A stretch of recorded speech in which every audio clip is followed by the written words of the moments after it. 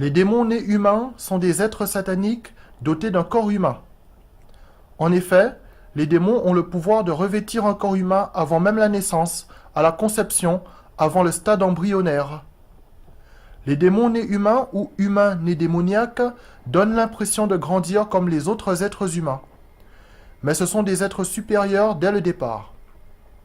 Leurs dons et leurs pouvoirs magiques proviennent de Satan, leur maître. Les démons nés humains sont présents dans toute la société et dans tous les corps de métier. Ils sont absolument nombreux dans la sphère médiatique, sur Internet, particulièrement dans la musique, le cinéma, la comédie, les vidéos sur Internet, le journalisme, la pornographie et bien sûr la politique, car les idéologies sataniques véhiculées par ces corps de métier influent sur les masses. Les démons nés humains ou démons sous apparence humaine ont un accès rapide à la célébrité, de par leur statut de démon. Par exemple, ils peuvent manipuler de manière paranormale leur nombre de vues sur Internet et leur visibilité. Les démons nés humains sont reconnaissables par ce qu'ils mettent en avant, et ce qu'ils mettent en avant est systématiquement contraire à la parole de Dieu. Déviance sexuelle, débauche sexuelle, pédophilie, alcoolisme, consommation de drogue, violence, amour de l'argent, starification, célébrité, vedette, star, people, ce qui correspond à de l'idolâtrie contraire à la parole de Dieu. Les humains qui pratiquent ces choses et qui ne se repentent pas iront en enfer, et c'est principalement l'objectif des démons nés humains, amener avec eux les âmes humaines en enfer, sachant que leur sort est scellé. Les démons nés humains ont été évoqués dans la Bible. En effet, les Néphilim étaient des démons nés humains, des géants issus d'accouplements entre des démons et des femmes. Les géants Néphilim sont morts, ne disposant que d'une vie humaine. Beaucoup parmi ces géants ont péri durant le déluge des eaux à l'époque de Noé. Mais les démons, en tant qu'esprits, sont évidemment restés en vie. Ils ont traversé le temps, les époques, les âges.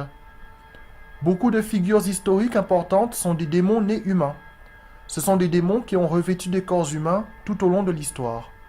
Les démons nés humains ou humains nés démoniaques sont actuellement très nombreux dans notre société. Leur talent inimitable en musique, par exemple, est dû à leur statut de démon.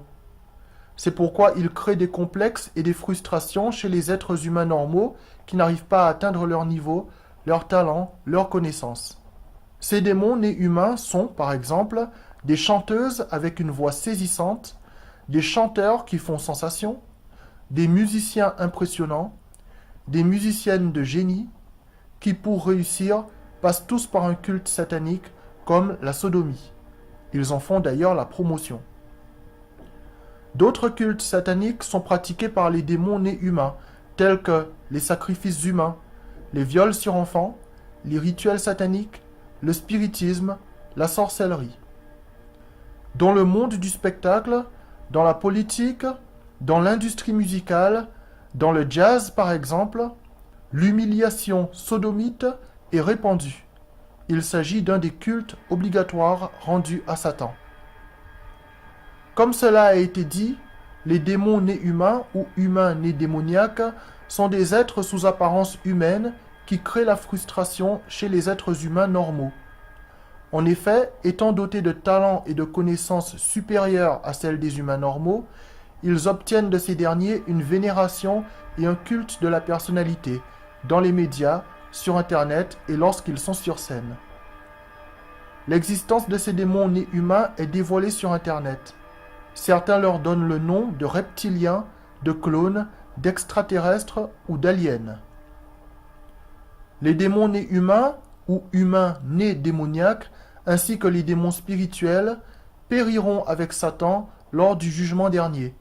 Ils seront jetés en enfer avec les âmes humaines qui les ont suivis. Ce qui sauvera des âmes, ce qui mènera des âmes humaines au paradis éternellement, c'est la repentance en Jésus, la foi, les œuvres de foi, ainsi que la proclamation du royaume de Dieu à venir.